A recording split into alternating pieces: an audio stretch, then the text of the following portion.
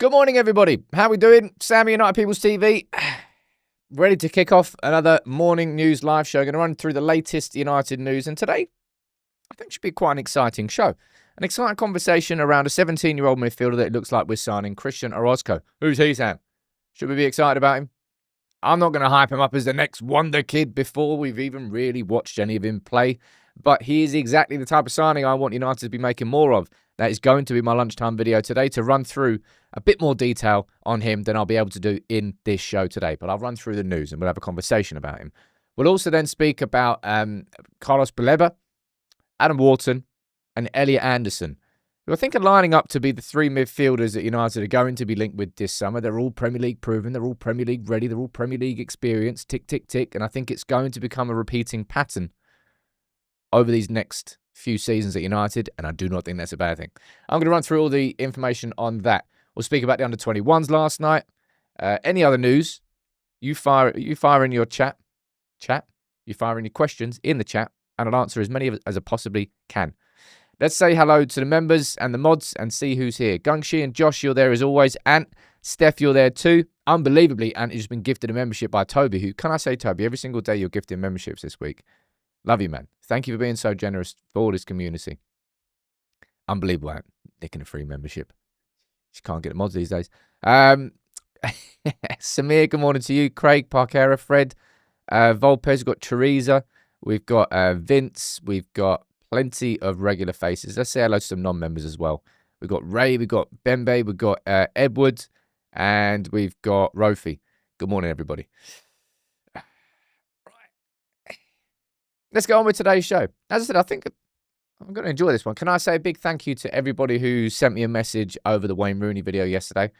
Really, really enjoy those videos. It makes me dead sad that a video like that is watched by like 20% of the amount of people that watches one of the regular sort of lunchtime videos.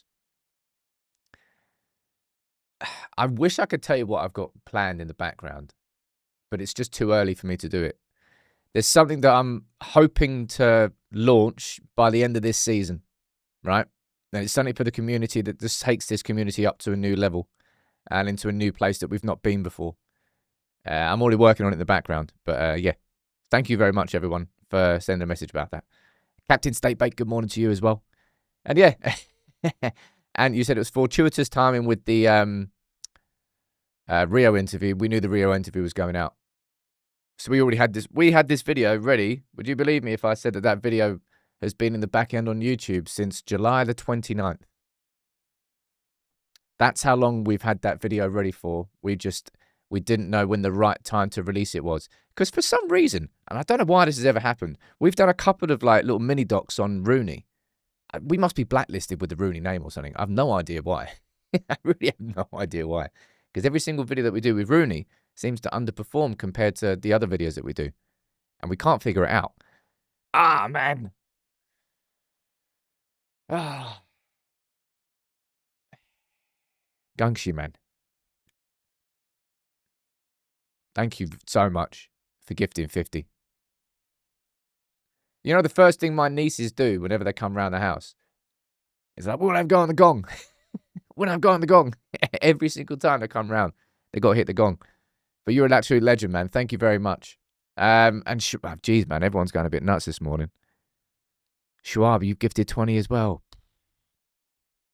I promise you that all of these gifts, that everything you're putting into the community, I promise you that it's going to be leading to something bigger and better by the end of this season. Everything you're doing is being reinvested back into the channel. There's so much going on behind the scenes that I just can't tell you about yet.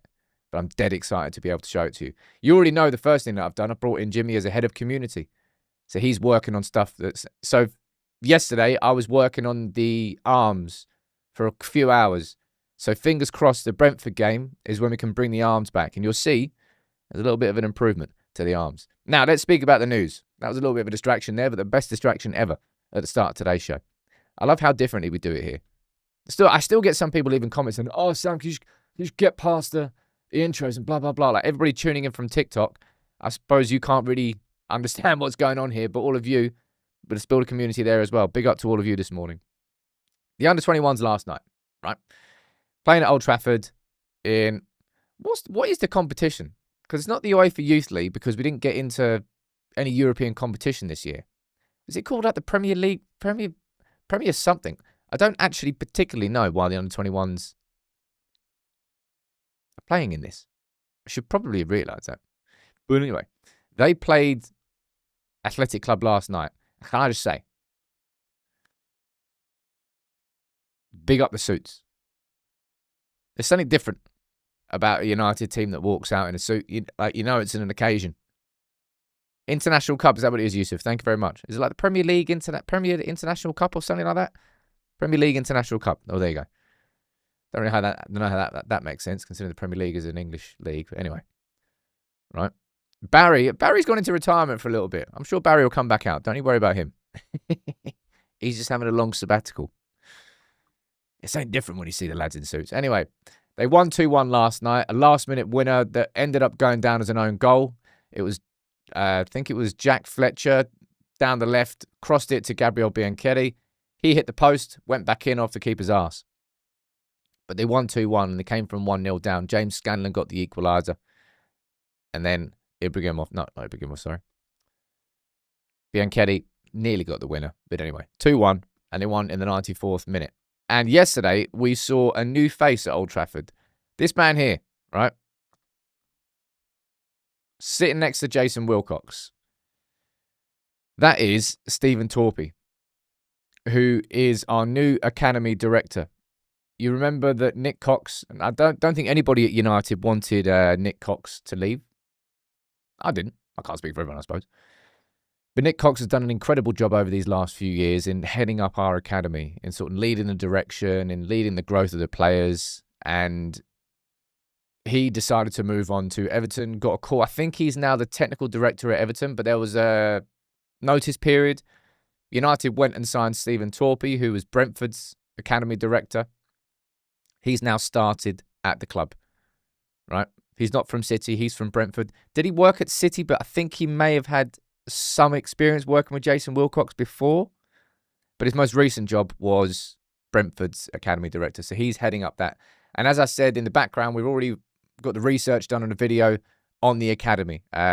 Who's Stephen Torpey? What's he done before? You'll find out in that video. What's going on with the under-18s and under-21s? You'll find out in that video. I hope, Jamlek saying, I hope he's a copy and paste of Nick Cox. Nick Cox did a stellar job. Deserved the, I suppose, promotion, if you call it that. Going to Everton and becoming a technical director rather than just being the academy director at Manchester United. New job, new role, more responsibilities. Good luck to Nick Cox, but even more luck to Stephen Torpey. So yeah, I'll tell you a bit more info on him when we get that video out. Wheezy saying, suddenly our academy is looking much stronger, recruitments and all. It's not a sudden thing, dude. It's really not a sudden thing. Manchester United's academy for years has just been progressively getting better. Progressively behind the scenes, this has been added in, that's been added in, and it just goes up and up and up. And I think all the smaller wins have led to big wins. We know we won the treble with the under-18s a couple of seasons ago. Adam Lawrence has now left. You know, a random thing about the Adam Lawrence leaving. Obviously, Adam Lawrence was our under-18s head coach. And then he left, and you think, I don't know where he was going. I think he was getting linked with certain jobs. And then he's ended up becoming the under-21s head coach at Newcastle. It's a bit disappointing. But I suppose in his mind, when you think about it, he's like, well, I look at United now and what's going on with Ruben Amorim. Even if they were to replace Ruben Amorim, I doubt that they would look internally. But I suppose there's a possibility, really, that Newcastle, if Eddie Howe was to move on, maybe even in just an interim basis, Adam Lawrence could step up into that. Don't quite know. Just I thought it was a little bit random that he only went along to Newcastle's under-21s. I thought he'd go on to a better job. Gaz, good morning to you as well, man. Everybody. Is that that's 50, 70, 90 memberships gifted this morning. Legend. Kieran saying, who's in charge of loans? That is Johnny Evans. Right. Another random little bit of news here, and then we'll start speaking about Christian Orozco. I say random bit of news. I think it's class bit of news. The United's women's team is going to be playing PSG at Old Trafford. That's a big old Champions League game. Did United get Lyon as well in the group stage? I can't actually remember. Have they got all the games down here? Our other 2 home games, yeah. Oh, what? We're playing Lyon at Lee Sports Village. That's a shame. I thought that Lyon game would have been at Old Trafford as well. But anyway, if you want to get down and you want to support the women's team, that'll be a great occasion to do it on. Women's team are playing PSG on, when is it? 12th of November at Old Trafford. I think that's pretty cool. Why has somebody always got to ring the doorbell? Who's that? Nah, you can wait. No chance. Toby again gifted 5 memberships. You legend. Right, let's get on with the show. Actually, no, one more thing I want to speak about. One more thing. I thought this was pretty cool. United gave Bruno just a little bit of, what do you call it? Memorabilia? I don't know.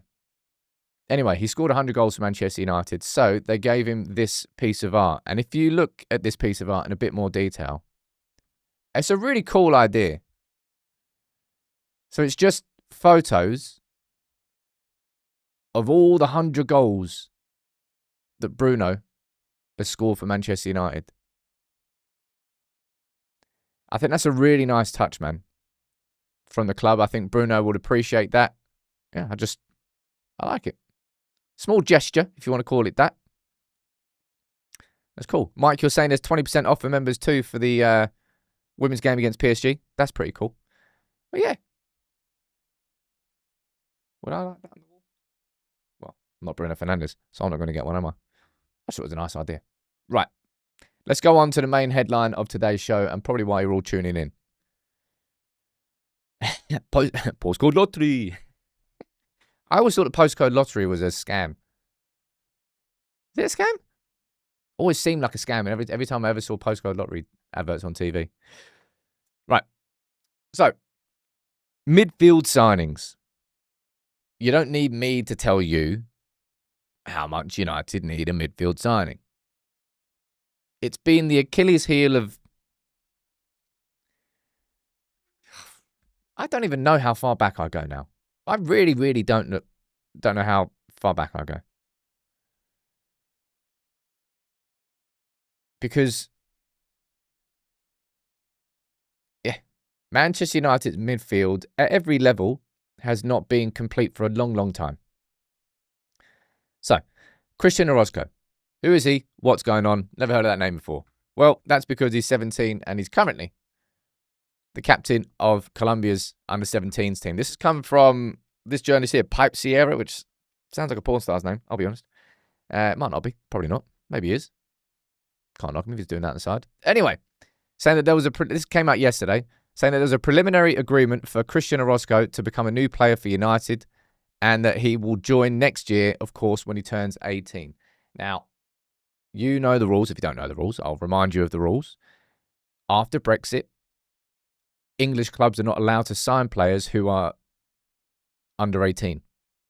It's just the new rules and regulations. It applies to clubs in England. I'm pretty sure it doesn't apply to clubs in other countries in Europe. Pipe Sierras.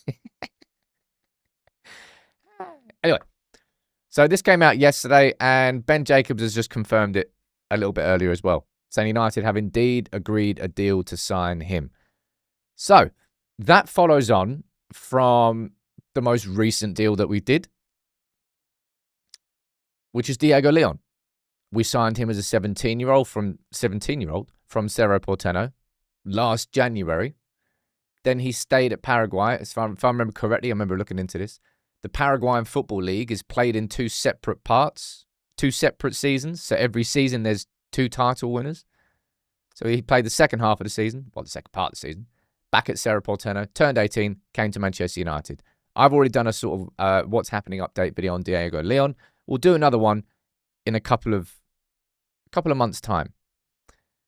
But this here, right? Man, that dude is physically developed.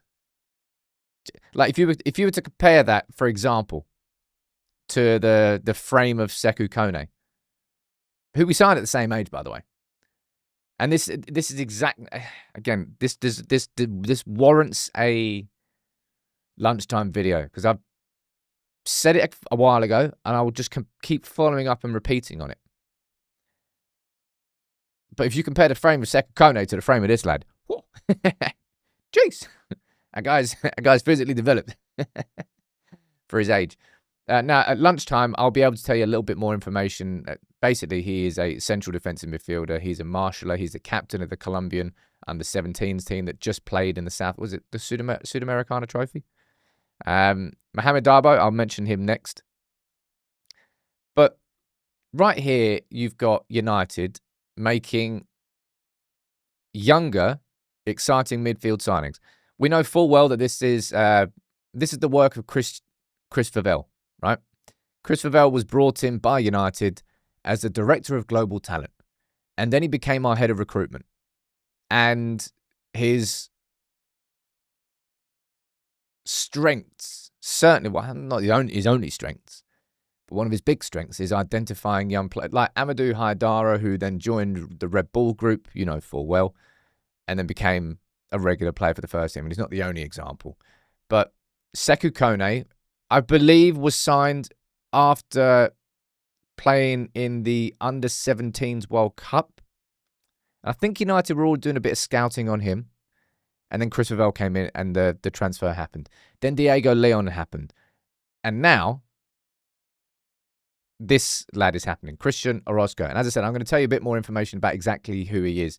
It's only going to be top level. I'm not going to go there screaming from the rooftops that we've signed the next Caicedo, but I tell you what, this is a consequence of. And it probably is Caicedo, right? Let me pull this up again, unfortunately. Look at the date on this, right? 23rd of December, 2020. Manchester United are in direct contact with the agents of Moises Caicedo from, was it Independiente del Valle? I don't know. Colombian team. The agreement on personal terms, 5 years, won't be a problem. 5 million price tag. Yep. 5 million euros price tag. United were in total control of that. Just the leading club. He would have joined. Of course, he would have joined Manchester United. Right? The opportunity was right there. We were in contact with the agent. We were doing it. But we didn't have someone like Chris Favell at the top of the tree leading on this and bringing in the right talents. Had Manchester United not balls this up 5 years ago, Caicedo would have been a player for us for the last 5 years. Probably would still be a player for us. And our midfield problems would not have been anywhere near as catastrophic as they have been in the last 5 years. I'm not saying that they would have been perfect. And I'm not saying that Caicedo would have developed in the same trajectory at Manchester United, because he wouldn't have had the ability to develop at the speed that he did. If he was at United, it would have been a bit more of a requirement to be as good quicker, if you know what I mean. So Brighton was a great place for him to develop in that sense. But he's going to be held up as the example by Chris Favell as to why we're making more signings like this. And I want more of them. Right? What you're looking at here is how United actually, in the long term, build sustainable transfers. Like, we can't go out, and I'm going to speak next. I'm going to speak about Baleba. I'm going to speak about Wharton. I'm going to speak about Anderson. But I've said on so many occasions that Manchester United have got to find the next Adam Wharton, the next Carlos Baleba, the next Elliot Anderson, before they are known, before they are 40, 50, 60 million pound plus players. And that's what we're doing here. That's what this type of signing is. This isn't the type of signing, I mean, physically, as I said, he looks certainly more developed than Sekou Kone is, so it's always going to be probably the biggest concern that anybody has with any young player. Will they physically be able to cope with the Premier League? Well, by the looks of it, yes. Vincent, you're saying disagree, Sam? His development would have been a lot more difficult with United compared to Brighton. I don't know how you're saying you disagree. That's exactly what I said. I said that Caicedo had the ability to develop in the way that he did at Brighton. And that's going to be the crunch point. Do Manchester, like, if you want to go back in the day, you'd always point back, I think you would anyway. You point back towards signing a certain spotty, noodly-haired teenager from Sporting Lisbon called Cristiano Ronaldo. We signed him when he was 18, 17, 18. One of the two. Can't remember. And of course, we know how he developed. Now, he developed a Manchester United team that was winning titles. It was winning trophies. But he did join in... What year did he join? Same year as... Was it 2004? That was at a time we were going toe-to-toe with Mourinho. United have to find gems again, right? We have to find gems again. Will this lad be a gem? Well, we have no idea yet. Will Diego Leon be a gem? We don't know. Looks very raw. It's going to take time to develop. Will Sekou Kone be a gem? Had a real knockback with the injury that he had. But he's had a full year to settle in the background. And maybe Christian Orozco would be afforded the same thing. Maybe not. I don't quite know. But these sorts of signings, I will always be excited about because I just want it. There's obviously a limit to how many you can make, right? You can't just stack your academy. Or you can try to, but then you'll become less of a proposition to these younger players. They'll be like, well, I'll go to United, but they've got like 4 players who play in my position already. So my opportunities are probably going to be quite limited there. So I'm not saying that it can't just be like a clean sweep and just bring everybody in. We need more of these, man.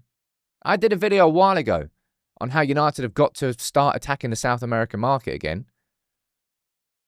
And then since Chris Vavell came in, and we've now signed Diego Leon from Paraguay. We're going to be signing Christian Orozco from Colombia. It's Brighton have been the team that took advantage of this the most, haven't they? They almost had, I wouldn't say they had a free run at the South American market, but man, they were very good at hitting the bullseye. Let me go and see what you're saying down here in the chat.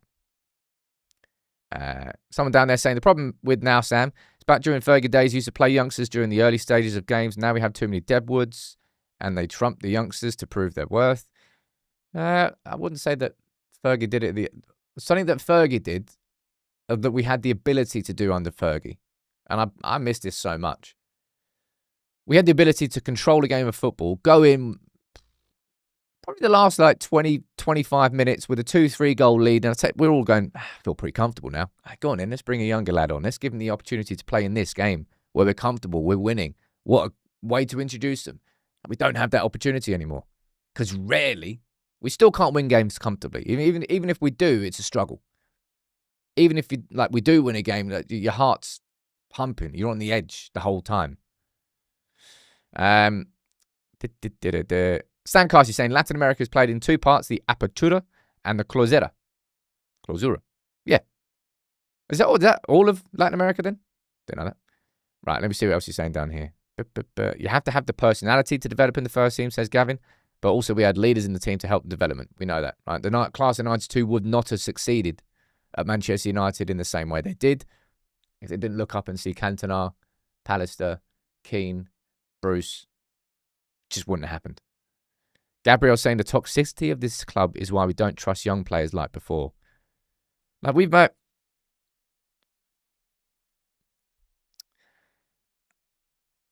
Honest take on that is this, right? I don't personally think it's been the toxicity of the club as to why like Alvaro Carrera is probably going to be the best and worst example because it's such a bad example, but therefore it is the best example. I don't think United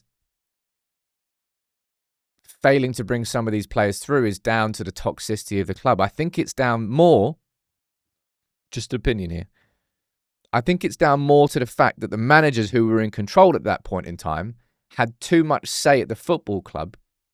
And because we didn't have an overarching strategy, an overarching vision, and an overarching football director who's directing the football at the entire club from academy level right the whole way through and to make sure it all connects. Therefore, if a manager like Erik ten Hag doesn't like Alvaro Carreras and doesn't think that he's good enough, he would just dust him off. Just loan him out somewhere else and bring in Sergio fucking Reguilon on loan.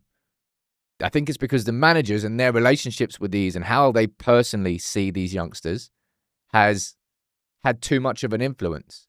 Whereas the idea, if you've got a football director, then those decisions are kind of taken away from him. I think so. Anthony's saying it's a toxic fans not understanding what United is about and giving youngsters a chance. That's the problem.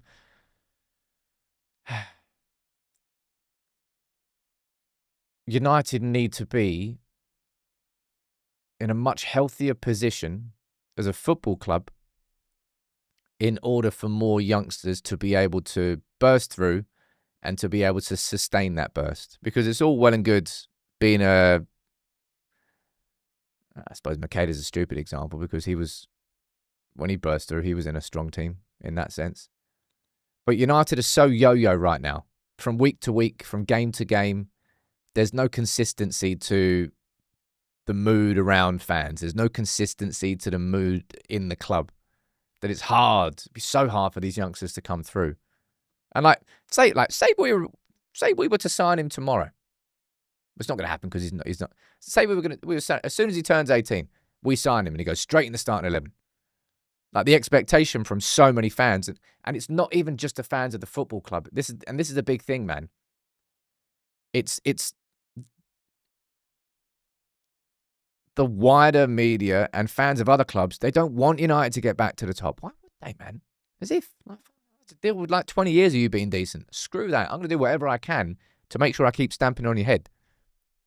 They'd squeeze it. They'd squeeze the pressure on him. They'd probably put more pressure on him than they have on Florian Wirtz, despite the fact that he was signed for 130-odd million euros and he's been crap at the start. You're hardly seeing too much of a peep being said about that. That's because Liverpool are winning. They're top of the league. You get away with those sorts of things. Either way, I could speak all day about why these sorts of signings are the ones that our club not has to focus on. But this is the thing. You've got to do both at the same time.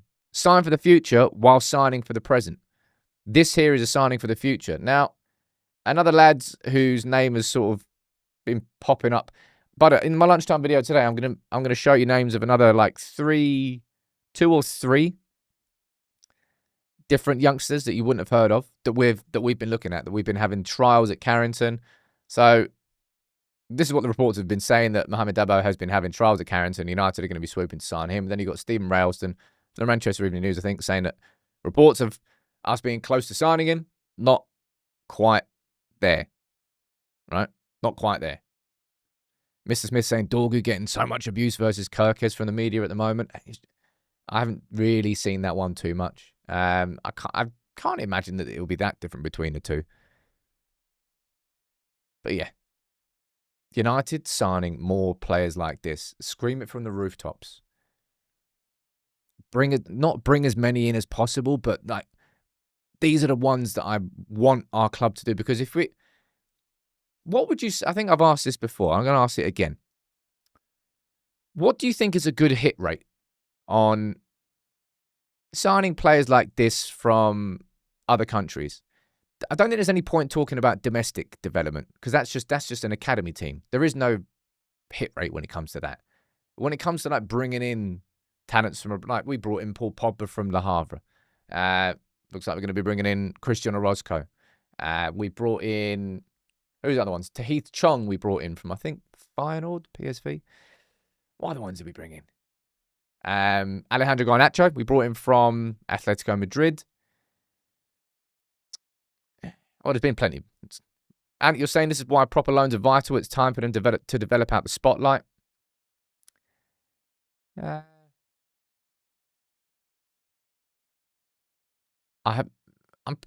be honest. I think it feels like the loans are going quite well this year. Like Harry Amass is going better than I thought it was. Radek Vitek doing it at Bristol City. But you know what I think about championship loans.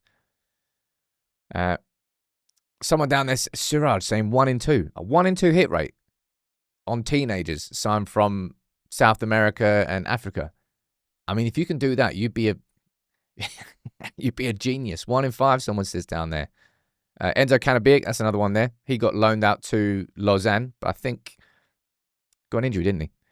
Anthony, you're saying 40%. 1 in 3 is reasonable. Toby Collier from Brighton is a little bit different. And you're saying 1 in 1,000, generally. I wouldn't say it's 1 in 1,000. I wouldn't say it's like needles in a haystack. because I think the access to so much, because of the access to more data, you can be a bit more accurate with these signings. And I've also said this a million times, and it's kind of good timing after, I suppose, conversation-wise, after the Rooney video I did yesterday. When Rooney was 17, like, he was an anomaly. Bit like Michael Owen. Like, they were freaks in that sense. Good freaks. But just they were complete anomalies. Like, 17-year-olds should not be as good as Rooney was and Owen was, but they were, and they stood out. Nowadays, 17-year-olds are so much bloody better. There are so many more, so many better 17-year-olds now than there were 17-year-olds back in the day. Like, I don't know whether it's just, they're feeding them. I don't know whether it's just grassroots training in their own countries. I don't know whether it's just coaching techniques have improved. Access has probably improved. But there are so many of these gems to find. I think if United got if we got a 1 in 5, I'd be delighted at that. So, for example, let's go back. It's everything that we've done now. Diego Leon, Sekou Kone, Christian Orozco.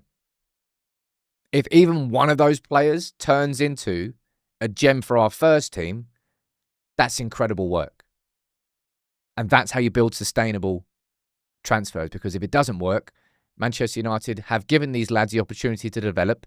Then now in the European leagues, and we can sell them on, we can have a sell-on percentage, and they can potentially have a flourishing career elsewhere. And we'll probably make a profit on them. If you want to be cynical and speak about it in that sense.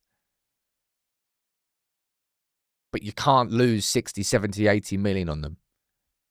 And as I said, to end this conversation, this right here, this should be like slapped up in the office of Chris Favell saying, I'm not having that happen again. Like this, we had an opportunity to sign probably the best midfielder in the Premier League and have him from the very beginning. And we just didn't follow through on it. Ridiculous. Right, what else are you saying down here? The Prem was a lot rougher and physical when Rooney was 17. He just smashed it. I loved Rooney. Josh is saying, if we were hitting 1 in 5, a lot of clubs would be snooping around our staff. It's a crazy hit rate. I'm sure Brighton had a better 1 in 5, if not a better than a 1 in 5, because they had access to their Tony Bloom's data. At what age does... I don't even know from a legality perspective. I've got no idea in this question, by the way. But like, obviously you've got Premier League, you've got top 5 leagues, right? You've got data from the top 5 leagues. That's all fed into a system. At what point does data collection start these days? You know, you might not like data. You really might not. You might just keep it traditional. Use the scouting eye. That's the best way to identify players. It's a combo of the two now. And if you don't use data, you'll just get left behind. A bit like Manchester United in a lot of transfers in the last 10 years. What a coincidence. But at what age are they allowed to sort of collect data on players? How does it work? How does it work in like...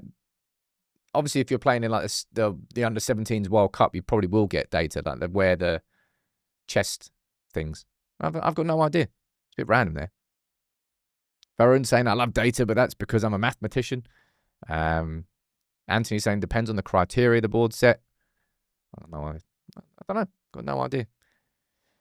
Either way, I digress because I've been waffling a little bit, but I'm excited about these sorts of signings. These are my favourite ever signings of Manchester United, like Rooney's, a bit different, I suppose, but Rooney's and Ronaldo and Vidic and Evra.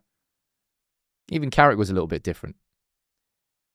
I always loved watching a player come to United with talent, going, oh, he's talented, but then just like, you just watch them grow up. You almost have a sense of pride as a United fan, watching this player develop into this world-class player in front of your eyes. And it creates a sort of bond and loyalty with the player that is just so much different. Like, I loved Van Persie. And that was one of the best individual seasons I'd ever watched as a Manchester United player. But it still doesn't beat watching a player grow up at your football club. Not for me, anyway. Hence why I want United to sign the next Adam Wharton. And this is where the conversation goes on to now, because see from the thumbnail, is a conversation about now and the future. We just had a conversation about the future, but for right now, United are probably going to have to look at one of these three lads. Like Lenny Yoro, great example. I mean, no, actually, no, it's a great example. Just somebody you're watching develop and just become an incredible player. You know he's talented when he signed, but Yoro is a significantly better player now than when he was 1 year ago. His development curve has been fantastic. Right, let's speak about these three lads. We'll just have a little brief conversation about each of them. Right, this is from the Telegraph yesterday, saying United and City are in need of a number 6, and Wharton, Baleba and Anderson more than fit the bill. United are ready to lead the way next summer in the race for a number 6, with the key position expected to dominate the transfer market. And we all know about how much United tried to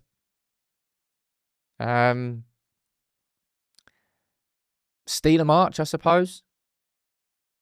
Part of the reason why we went after Baleba was that even if we didn't sign him, we showed our intent to him straight away. We were the first to pick up the phone. And that might make a big difference if, come further down the line, City are also interested, but we've already got in there first. We've already done a bit of schmoozing with Baleba. Now I'm going to ask you down here, let's do a little cheeky poll. Right? Who would you choose? I'm not asking about price tags. I'm just asking for a simple choice. Baleba, Wharton, or Anderson? And I do think Anderson is... I didn't particularly think... Anderson's developed in such a way that I don't think he can be ignored anymore. I think that's probably how I would describe it. Lorato saying, Sam, who was your favourite academy to first team legend that I've watched?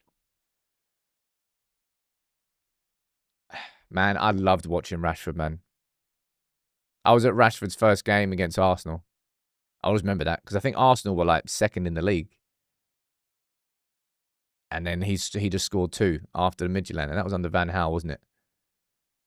Yeah, I really, really enjoyed. Personally, that's probably the first one that jumps to my mind is watching Rashford and how he developed.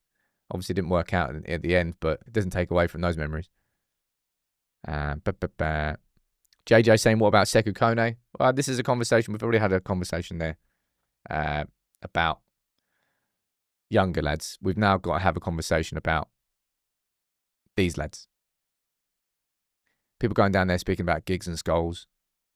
I'm just saying the one that I've watched myself at the stadium far more, because when I was younger, I didn't get the chance too often to go to Old Trafford to watch Giggs and watch Scholes and watch Beckham.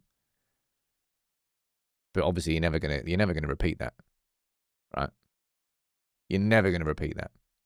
I'm so looking forward to doing a video on Giggs. Just haven't done it yet. Anyway, someone down there, Glenn, is saying Baleba's drop-off can't be ignored. And it's something that, can you let me know if you'd like this, right? Because I've been thinking about the little mini docs that we do and all the time and the effort that we put into them.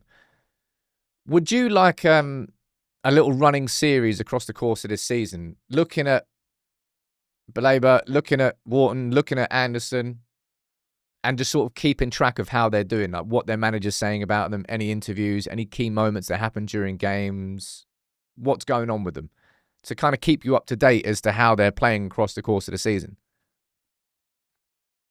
Would you like those? Because I thought that might be quite an interesting series to do. And maybe that we can focus a lot of our mini-doc energy on transfers and information and sort of keeping you like bang up to date with exactly what's going on. I thought that would be a good idea. Because I think I'd like that as well. By the looks of it, there's a few yeses in the comments. Because it's really, really hard. Let's be honest, like we can't bloody watch football all day, every day. Otherwise, you just wouldn't do anything else. So I think the idea of those would be like, as you can say, like little kind of scouting reports. Not fully in depth, like looking at each tackle and pass they've made, but so like these are the general patterns that are happening across the course of these weeks. By the sounds of it, yes. Right, that's kind of what I thought, but we'll see. We'll speak about that as a team. Now, Baleba, this is what I mean, deserves a video at this point because he had a really, really, really poor start to the season. How much of that can you put down to the failed move? Probably quite a lot. Is it changing the opinion of Baleba for some fans? Well, judging by the poll, I still see that 64% of you are saying Baleba, if you're choosing one of the three. AJ saying the loaned out players as well. I think with the loanee players, I'll wait a little bit longer and I'll probably do individual videos on them. So for Harry Amass, I'll give him another month or two. Maybe we can do like a half-season report. So come, I don't know, December, January time, we'll do one on Radek Vitek and how his season's gone so far at Bristol City. Because I don't think, with those lads, I don't think you should be just doing a video after 1 or 2 games. I think you've got to let them, actually settle into a loan period before you actually say whether they're doing well or not. So at Radek Vitek, we'll do one on Harry and Mass, maybe the others too. Giggly Dennis saying you're taking the site to great new levels. Thank you very much, dude. Like, these are the things that I'll probably tell you at some point soon what the plans are. But I hope you'd all be excited and hope you all get involved in it. But yeah, there's a lot of work we've got to do behind the scenes because it's something brand new. Anyway, Baleba. And you're saying, I'm worried you've had an issue with mentality for so long. If this is all it takes to destroy his game, is he worth the risk? I mean, you say it's all it takes. He literally had Manchester United call him. One of the 3 biggest clubs in the world came and knocked on the door and wants to sign him. Yeah, I want that move. 100% I want that move. Clearly, his foot was out the door. And he's not dealt with the disappointment of that as professionally as maybe he could have. And also, it would be the first time this has ever happened to him in his career. So it's a new experience for him and it's affected him. I don't think it puts me off the signing of Carlos Baleba. Certainly goes to show you actually wanted to join United. That's for sure. Catch a State Bait saying doing a video on the Fletcher brothers, or Jack and Tyler. That could be a good one. Someone asking again about Sekou Kone. As it stands, he's been out since he had the head injury, but as far as we know, it's not as serious as it could have been. So I imagine we'll see him again at some point with under-21s. And next midfielder, look, when I did my dream signings for this summer, some are just gone, by the way, I had Adam Wharton down. What's going on here? Yeah, boring. I don't care about William Saliba agreeing a new long-term contract. David Ornstein. It's not interesting, is it? Well, Adam Wharton, and they are different types of midfielders.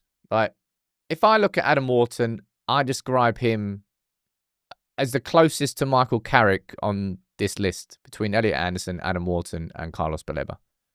It's not to say he isn't as well. He probably isn't as physical as Carlos Baleba. I think he would cover more ground. I think he'd be more of an absolute demon. Wharton's got a bit more craft in his game. It's probably the best way I would describe it. A little bit more of a playmaker. And a little bit less of a destroyer. Destroyer is the wrong word to describe it. Quite a few of you are mentioning Wharton's injury problems that he's had. He's had a couple, that's for sure. I suppose we'll get to see how he gets on at Crystal Palace this season. But like, what's everyone... I think this is probably the most interesting of the 3 to speak about. Elliot Anderson. Like, if you looked at where he played for England under Tuchel, he definitely played deeper than Rice. And he was kind of the connector, wasn't he? Declan Rice, even at Arsenal as well, he's kind of pushed more forward. What sort of midfielder do you think Elliot Anderson really is? Do you see him as the deeper playmaker connector, or do you see him there as more of the midfield demon who's like the perfect partner for anybody else? It's kind of how I see Carlos Baleba. I see Carlos Baleba being like an incredible enabler to Kobbie Mainoo, for example. It's about blend and partnership in that sense. I think I'm going to be interested to really do a bit more scouting on Elliot Anderson and to find out a bit more info. Because there's no doubt that he's impressed at Forest. There's no doubt that He's in the England squad. He's probably going to be at the World Cup. That's kind of how I see him, man. He's an all-round midfielder. A proper all-round midfielder. And I might even argue more all-rounds than Baleba and Wharton. Would you say that?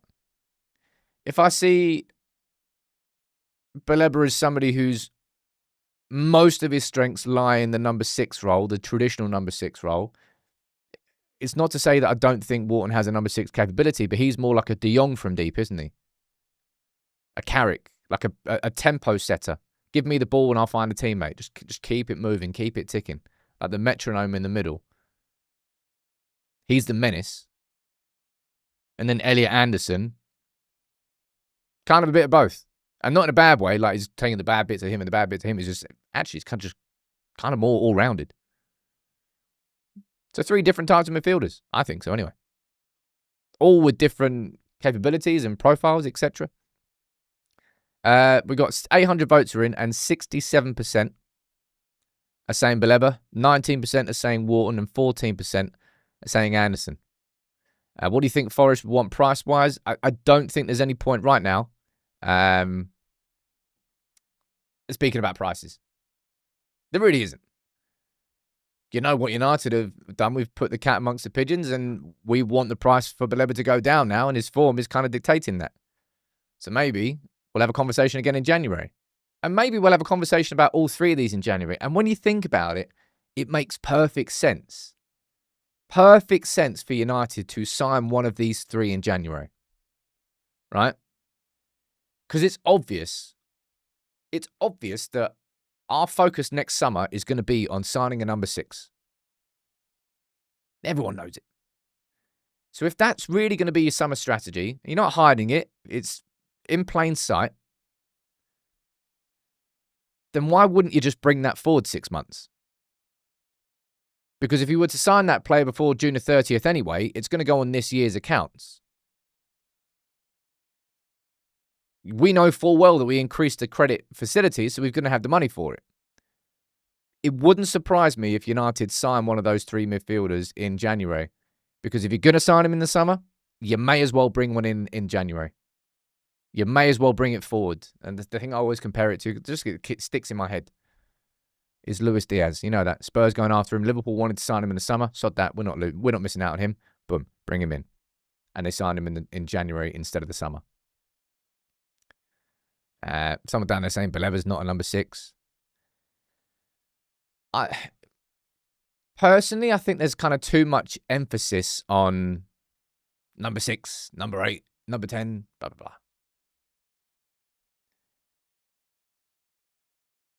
I don't think if we were to sign Carlos Baleba, I don't think that he would just sit as a deep number 6 and not do anything else and not go forward. I just don't think that would be the case. I'd just look at 2 and say we just have 2 central midfielders. From next season, I think you have Cobby plus one of Carlos Baleba, Adam Wharton, or Wharton and Anderson, for example. Yeah.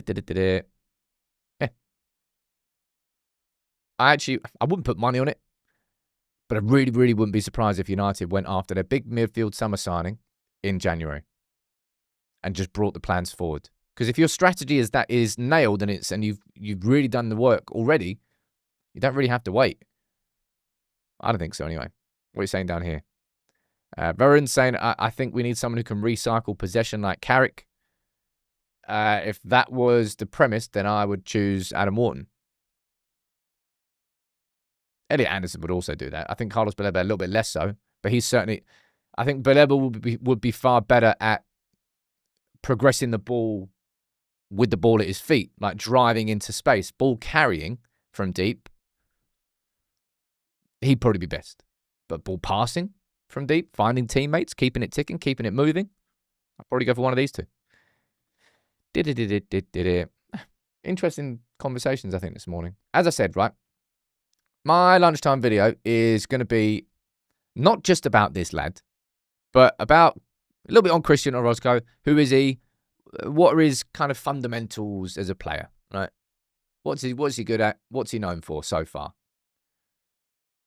I'll bring that out at lunchtime, but also going to have conversations about different players that you wouldn't have heard about that we're also linked with, that maybe having trials at Carrington, and how that has to be part of the wider strategy, whilst at the same time, United know that they can't just United can't just sit there and go, well, maybe we'll just sign some kids and one of them might work out.